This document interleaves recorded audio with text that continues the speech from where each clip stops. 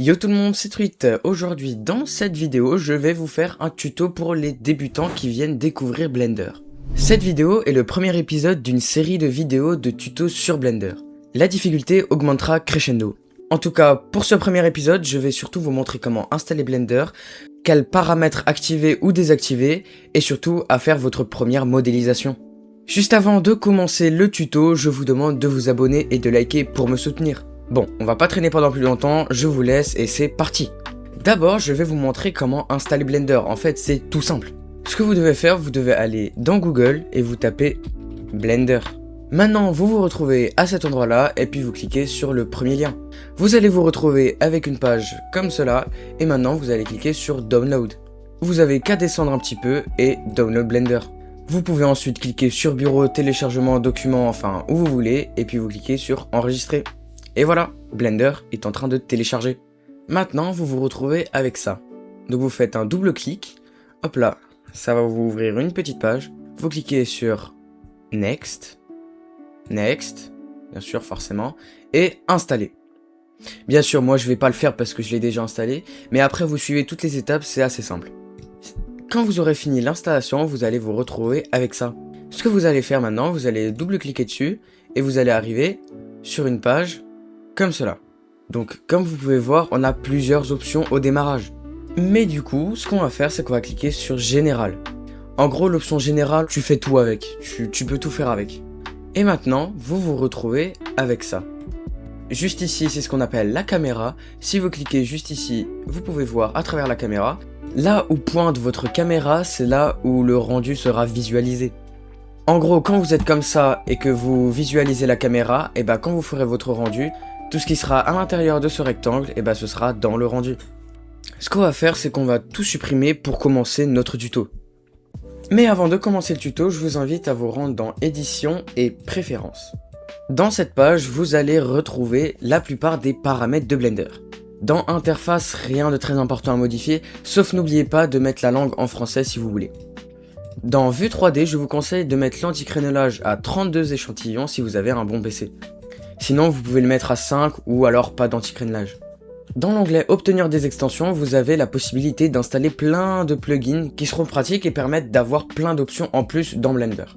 Je ferai une autre vidéo pour vous expliquer ceux qui sont très importants à installer. On va tout de suite aller dans Système. Donc là-dedans, c'est un paramètre très important. Si vous avez une carte graphique RTX, je vous conseille de le mettre en Optics. En gros, dans Blender, il y a des périphériques de rendu, et ça permet du coup de générer les textures, les lumières et tout ça pour que ce soit le plus réaliste possible. Et du coup, il y en a plusieurs, il y en a pour chaque catégorie de carte graphique. Si vous avez une vieille Nvidia dans les GTX, je vous conseille de mettre CUDA. Mais si vous avez une RTX, surtout les toutes dernières, privilégiez bien sûr Optics. Si vous avez une carte graphique AMD, n'importe quelle génération, choisissez HIP. Et si vous avez une carte graphique Intel, privilégiez One API. Si vous n'avez pas de carte graphique dédiée, je vous conseille de mettre CUDA. Bien sûr, n'oubliez pas de cocher votre carte graphique et décocher votre processeur. Parce que Blender, je sais pas pourquoi, mais il adore utiliser le processeur pour faire les rendus graphiques, alors que pourtant la carte graphique c'est 10 fois mieux. Vous pouvez descendre un peu plus bas et si vous avez un bon processeur, mettez sous processus. Ça permet d'augmenter un peu la puissance que le processeur délivre à Blender. Je vous conseille d'activer sauvegarde auto et de mettre le plus petit possible, donc 1 minute. En gros, toutes les 1 minute, Blender va automatiquement sauvegarder votre projet. Et puis en général, Blender a tendance à souvent crash si vous n'avez pas une très bonne config. Donc ça peut être très important d'activer ça. Ensuite, dans chemin de fichier, vous avez plein de chemins de fichiers où en gros vous pouvez choisir où votre fichier, votre projet, vos textures, vos sons, vos fichiers temporaires et tout ça vont être stockés. Ça je vous laisse gérer parce que je suis pas dans votre PC. Maintenant vous pouvez quitter les préférences et on va commencer la modélisation. Donc nous on va vouloir ajouter 3 objets. Donc pour ajouter un objet on va cliquer sur l'onglet ajouter. Donc là il y a plein de choix avec encore des choix à l'intérieur. Pour ajouter les objets, donc les plus simples, c'est dans maillage, il y a plan, cube, cercle, cylindre, cône, etc.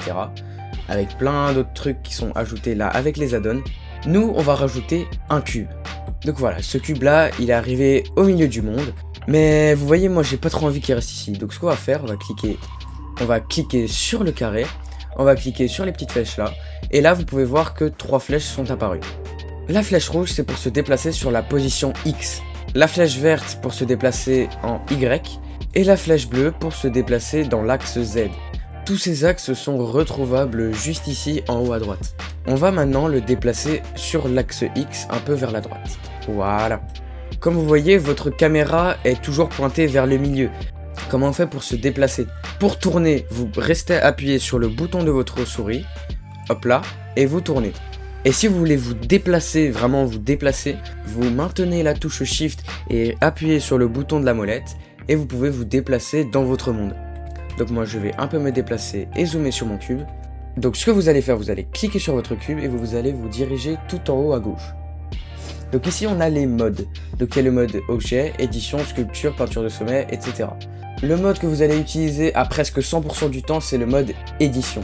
Donc là vous pouvez voir qu'il est tout orange, c'est normal, il y a tout qui est sélectionné. Si vous cliquez un peu plus loin, hop, désélectionné. Comme vous pouvez voir, tout plein d'outils sont apparus à ma gauche. Mais dans cette vidéo, on va en utiliser que quelques-uns. Déjà, si vous cliquez là, rien ne se passe. C'est normal, vous avez sélectionné les sommets. Donc en gros, si vous cliquez sur un sommet, hop, là, il est sélectionné. Mais si on veut sélectionner des faces, vous cliquez sur l'option face. Et là, hop, on peut choisir des faces pour les modifier. On peut choisir entre sommet, arête et face. On va donc choisir face et on va prendre la face du haut. Si on veut, en cliquant sur l'outil déplacer, on peut la monter, la descendre, la déplacer, et voilà. Mais nous, c'est pas ce qu'on veut. Nous, on veut créer une autre face qui va sortir du cube. Donc ce qu'on va faire, on va utiliser l'outil extruder la région.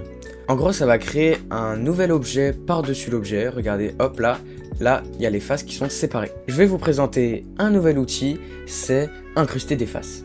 En gros, ce que vous allez faire, vous allez par exemple prendre la face du haut, et vous allez pouvoir, comme ça, incruster une nouvelle face. Ce que vous pouvez faire, vous allez sur extruder la région, vous baissez et ça vous fait votre cube qui est creux. Maintenant, si vous avez envie que votre cube soit un petit peu plus lisse, il vous suffit d'aller sur biseauter, vous sélectionnez l'arête et vous prenez toutes les arêtes du bord. Donc en appuyant sur Shift et en cliquant, ça vous permet de sélectionner plusieurs arêtes en même temps. Voilà, donc vous tirez cet endroit-là et hop, voilà, c'est arrondi. Enfin, pas totalement, parce que maintenant vous allez dans l'onglet biseauter juste en bas et vous pouvez augmenter le nombre de segments. On peut le mettre à 4, ça suffira largement et comme vous pouvez voir c'est arrondi sur les côtés. Mais faites attention, si vous cliquez autre part alors que vous n'avez pas fini de faire vos paramètres de biseautage, et l'onglet tout en bas il va disparaître. Donc maintenant que vous avez ça, c'est très bien. Mais admettons que vous avez envie de le tourner, et il vous suffit de vous rendre dans le mode objet, de resélectionner votre cube et de cliquer sur l'onglet tourner. Et là vous avez de nouveau les axes X, Z, Y. Si vous voulez tourner dans le sens de Y, il suffit d'utiliser Y. Voilà. Mais admettons que vous voulez que ce soit précis et vous voulez que ce soit à 90 degrés tout pile. Il vous suffit de rester appuyé sur CTRL et de glisser. Et là vous pouvez voir que c'est cranté. Et comme ça, hop, 90 degrés. Mais admettons que votre cube n'est pas assez grand. Vous cliquez sur redimensionner et vous cliquez là-dessus et hop, voilà. Maintenant, on va vouloir rajouter d'autres objets. On va vouloir rajouter un cône et une sphère. Donc ce que vous faites, maillage, cône. Et voilà, votre cône est apparu. Comme vous pouvez voir, on voit que les faces sont pas très lisses. Donc ce que vous pouvez faire, vous cliquez dessus et vous faites un petit clic droit et vous faites ombrage lissé auto. Et comme vous pouvez voir, tout est bien clean. Maintenant celui-là, on n'en a pas besoin au milieu, donc on va le déplacer un peu sur l'axe Y. Et maintenant du coup on va rajouter notre sphère, donc ça s'appelle sphère UV. Ne vous inquiétez pas, c'est pas le cercle. Sphère UV, hop là, on fait un coup de ombrage lissé auto pour que ce soit bien clean. Celle-là, on va la laisser ici parce qu'on a de la place. Mais maintenant, ce qu'on va faire, c'est rajouter des couleurs. Donc pour rajouter des couleurs, vous allez cliquer par exemple du coup sur votre sphère, vous allez dans cet onglet là qui s'appelle matériaux. Vous cliquez dessus, vous cliquez sur nouveau. Donc comme nom, on va marquer sphère, hop là, et là on a la couleur de base. Donc juste ici vous pouvez régler la couleur. Mais comme vous pouvez voir, votre sphère, elle change pas de couleur. C'est tout à fait normal. Vous êtes dans l'affichage modélisation. Donc sans couleur ni effet de lumière. Donc c'est juste ici, vous cliquez juste à droite et vous avez l'option prévisualisation des matériaux. Donc en gros, vous aurez que les couleurs, pas forcément les effets de lumière. Donc comme ça, vous pouvez voir la couleur de votre sphère. Donc nous, on va la mettre dans un bleu assez sombre pour que ça rend assez bien. On peut aussi augmenter la rugosité ou la diminuer pour régler l'intensité de la réflexion de la lumière. On va la mettre à environ 300. Si vous voulez que, en réglant les paramètres comme ça, vous voulez que ce soit plus précis, maintenez Shift. Comme ça, si vous déplacez votre souris du coup pour gérer ces paramètres là, c'est beaucoup plus précis. Maintenant, on va prendre notre cube bien modifié, hop là, et on va rajouter un nouveau matériau. Celui-là, on va l'appeler cube, et on va mettre rouge, comme ça, voilà. Si vous voulez que votre rouge soit plus sombre, vous glissez cette molette là vers le bas ou vers le haut pour que ce soit plus clair. Nous, on va le mettre un peu comme ça va très bien aller. Du coup, on va rebaisser la rugosité à environ 300. Et maintenant, on va prendre notre cône et on va lui rajouter aussi une couleur. Hop là, on l'appelle cône. Et on va lui mettre un vert assez foncé, comme ça. On baisse la luminosité de la couleur. Hop là, voilà, un très beau vert. On va aussi baisser la rugosité à environ 300. Et voilà, on a mis nos couleurs.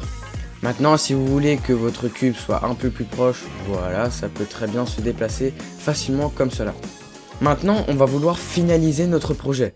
Donc pour régler plus précisément les textures et les couleurs, il vous suffira de vous rendre dans l'option rendu. Mais avant de faire ça, parce qu'en général votre PC il va surtout laguer dans cette partie-là, je vous conseille d'aller dans Fichier et enregistrer votre projet. Voilà, c'est bon, j'ai enregistré mon fichier, maintenant j'ai pas peur de le perdre. Et maintenant je peux me rendre dans l'option rendu. Comme vous pouvez voir, il se passe quoi là? Il n'y a rien du tout. Bon, déjà ce que je vais vous montrer c'est quelque chose de très important. Vous allez vous rendre là juste à votre droite dans l'option rendu. Dans le moteur de rendu, vous avez deux moteurs de rendu qui vont être vraiment importants, Eevee et Cycles. Donc Eevee c'est un peu le moteur de rendu assez faible qui va gérer un peu de lumière et tout ça, mais c'est pas celui que vous allez utiliser dans vos rendus. Et parce que tous les effets de lumière et les textures sont pas très bien gérés, mais sont pratiques si vous voulez juste tester d'abord vos rendus. Donc ce que je vous conseille c'est de cliquer sur Cycles. Mais faites attention, Cycles c'est un moteur de rendu très gourmand. Donc ce que vous allez faire, vous allez tout de suite vous rendre dans Cycles, et puis dès que Cycles est activé, ce qui peut prendre un peu du temps pour certaines configs. Hop, comme vous pouvez voir, Blender, souvent ça fait ça. Mais écoutez, normalement, ça crache pas. Ok, voilà, Cycles est activé. Ce que vous allez faire, c'est que vous allez tout de suite mettre sur calcul GPU, parce que sinon, c'est votre CPU qui va calculer toutes les lumières. Et c'est pas du tout son travail, donc mieux vaut pas faire ça. Comme vous pouvez voir, il n'y a pas de lumière. Donc ce qu'on va faire, c'est qu'on va aller dans Ajouter, Éclairage, et on va mettre un point. Donc notre point, il est apparu au même endroit que nos sphères, donc on va le monter. Hop là.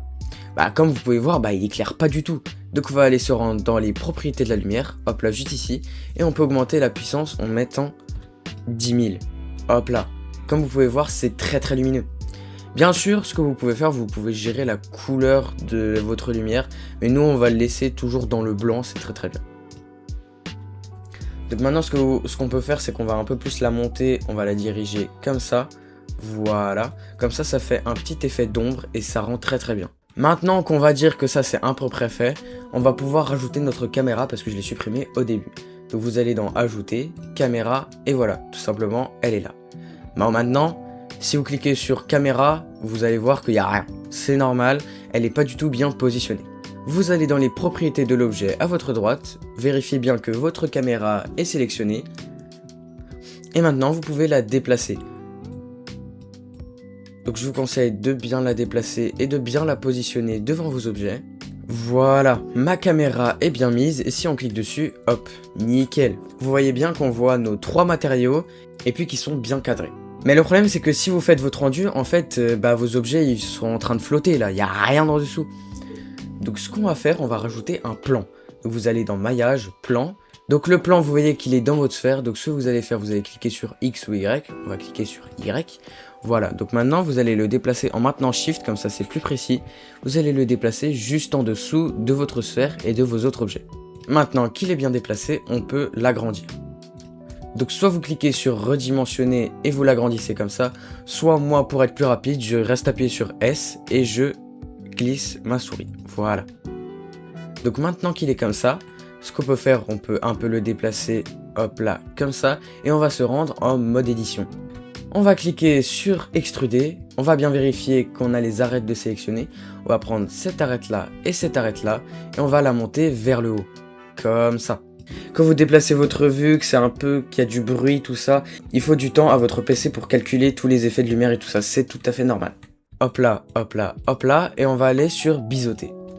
On va tirer, et voilà, ça fait un peu plus arrondi. On va augmenter à 6 segments, et on va retourner en mode objet. Donc là on peut voir ça assez bien, mais bien sûr, il faut pas oublier de faire un ombrage lissé auto pour que ce soit encore plus clean. Maintenant qu'on a ça, on va changer la couleur du plan, parce que là du blanc ça rend pas trop bien. On va bien vérifier qu'on a cliqué dessus, on va aller dans matériaux, et on va rajouter un nouveau matériau. Donc bien sûr je le renomme plan, après vous faites comme vous voulez, et on va mettre un bleu très foncé, comme ça ça rend très bien. Voilà. Je sais pas ce que vous en pensez, mais moi je le trouve très très bien. Bon par contre je vous conseille d'un peu augmenter la rugosité, parce que sinon il y a tout qui va se refléter dessus, et ça rend pas très très bien. Donc on retourne sur notre caméra et puis voilà, on a notre magnifique scène qui est prête. Comme vous pouvez voir, notre cône n'est pas très proche du plan, donc on peut le descendre un peu. Hop là voilà, c'est nickel. Donc maintenant, pour faire votre rendu, quand vous pensez que tout est prêt, après vous faites comme vous voulez, vous pouvez rajouter d'autres choses. Vous vous rendez dans rendu et rendre l'image. Vous pouvez voir qu'ils sont en train de calculer. Là, votre PC il est en train de calculer. Et là, il y a marqué le temps que ça prend. Donc à la fin, il y aura marqué le temps que ça a pris, et comme ça, vous pouvez voir si ça prend beaucoup de temps. Et voilà, l'image est prête. Donc ça a pris 14 secondes. Donc maintenant, votre image, elle n'est pas enregistrée, donc vous allez dans Images, et vous l'enregistrez où vous voulez. Et voilà, votre premier projet sur Blender est terminé. Vous connaissez à peu près les bases de ce logiciel. J'espère que ce tuto a été utile pour vous. Avant de vous laisser, je vous demande de vous abonner et de liker pour me soutenir. Et moi, je vous dis à une prochaine. C'était Truite, au revoir.